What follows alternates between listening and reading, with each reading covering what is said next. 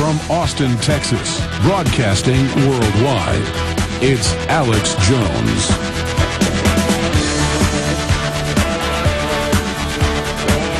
It is Monday, the 27th day of September 2010. Thank you for joining us. I want to finish up with the Stuxnet false flag launched for web takeover.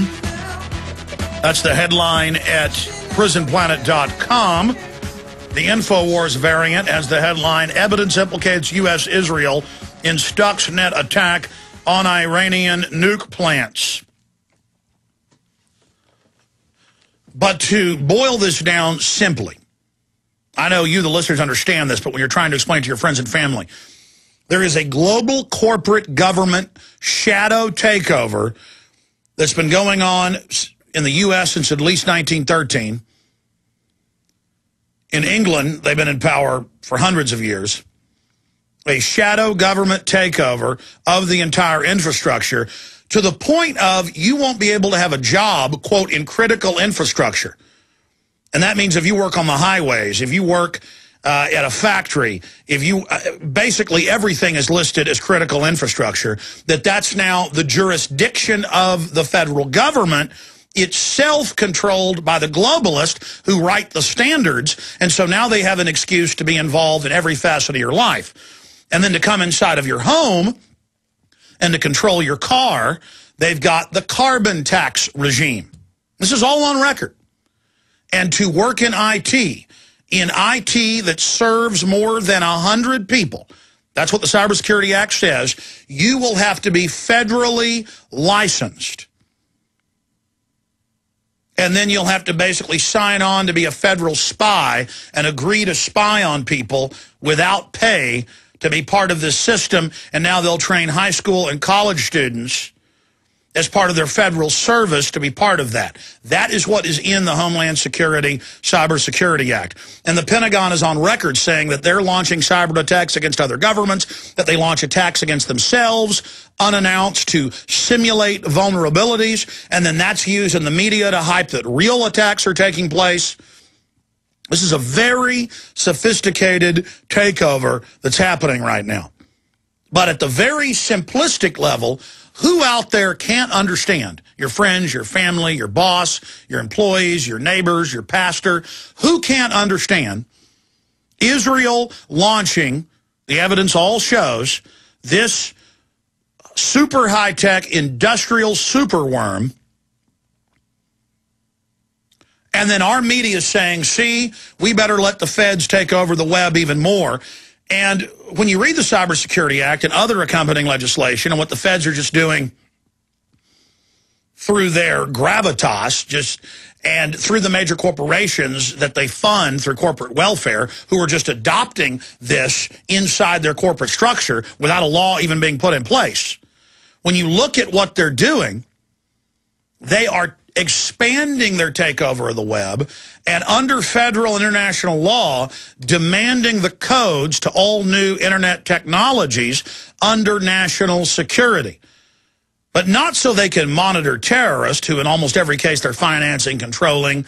Even sometimes the terrorists don't even know it's a criminal group above them funding them. Then the doors are open for them, like the underwear bomber, who witnesses saw the feds getting on the plane without a passport, without a visa, and then later it came out that that was true, that was the case. We're going to get some of those witnesses on that Christmas Day bombing, Kurt Haskell, back on very, very soon. And so now they can launch their attacks from within and cover up their attacks and then use those attacks as a pretext to expand their control. And there's news that's just a little glimmer of this today. You see it everywhere. And it's always announced and promoted in little compartmentalized chunks.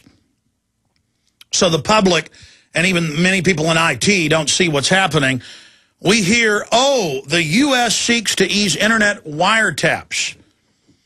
And then you read the report, it's not just wiretaps. They want the code keys to Skype and many other forms of internet communications. They want the code keys from hundreds of these little companies that have produced their own encryption. And the truth is, you see this in the news every month or so, there'll be a Canadian company that's got its own satellite phone system. They'll be bought out by an admitted CIA front company. Or they'll be bought out by IBM or Microsoft or Google, who are admitted globalist front companies. And then the government is given the code key to that. So when they claim they need the encryption keys to all this, it's a joke. How do I know all this?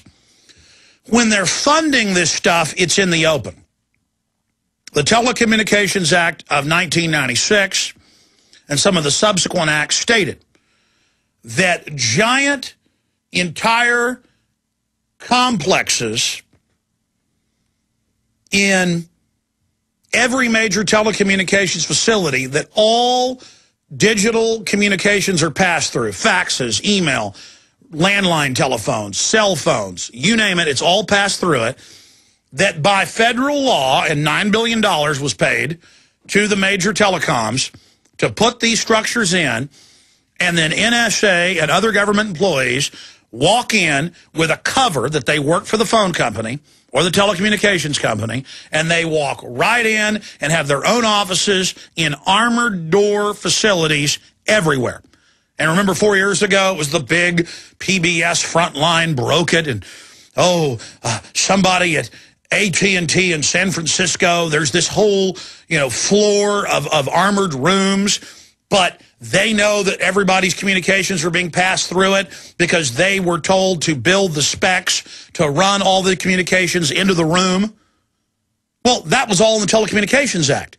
So that whistleblower, he found out about everyone having everything they do being looked at and read and tracked by computers with keyword software, because he saw the system being put in, being wired into the room. And he saw the specs as an engineer. And then later it was admitted. And federal courts blocked those lawsuits. So the entire infrastructure was built by these people, but there's a lot of private entrepreneurs and other programmers out there and engineers who've made a lot of new systems. And so you hear, oh, they need more wiretapping ability. They're already wiretapping it all. They want, under federal law, from the day something's allowed to be sold, to be able to approve it and to have the codes to it. And then what does the federal government do? It's run by a bunch of corrupt corporations. It gives it to the Chinese on record. It gives it to the Israelis. It gives it to other select governments and their corporations that are within those nations. So it's all about economic espionage, full spectrum dominance. It's about thieving.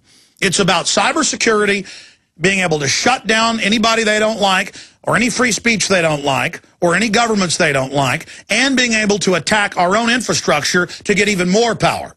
And you better understand that. This is one of the biggest issues out there.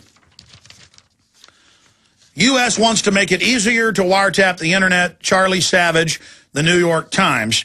Federal law enforcement and national security officials are preparing to seek sweeping new regulations for the internet, arguing that their ability to wiretap criminal and terrorism suspects is going dark as people increasingly communicate online instead of by telephone. So they always claim the FBI has antiquated systems and all the rest of it. Well, of course, the crooks that run things don't want them having high-tech systems. But the intelligence agencies and the private DARPA systems and the Total Information Awareness Network and the top secret USA teams, they've got everything.